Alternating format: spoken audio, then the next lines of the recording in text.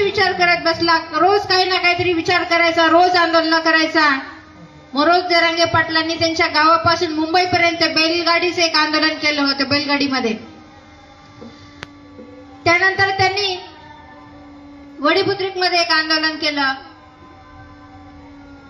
जरांगे पाटलांनी त्यांच्या कार्यकाळामध्ये अनेक आंदोलन केले, परंतु खरं त्यांना यश आलं आणि जरांगे पाटील 5 कोटी मराठ्यांना कळाले ते अंतरवाली सराटीतल्या त्यांच्या उपोषणामुळे.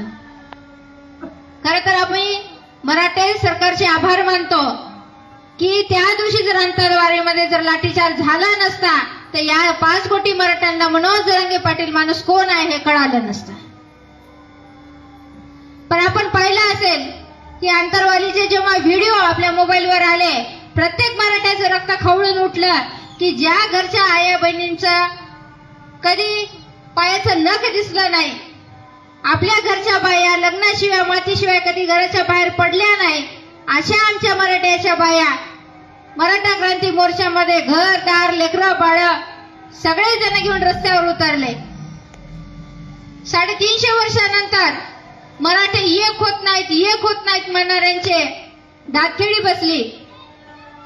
मराठे कधी एक होत नाहीत आणि एक झाले तर कोणाच्या बापाला ऐकत नाहीत, या जगाला हे मराठ्यांनी दाखवून दिलं.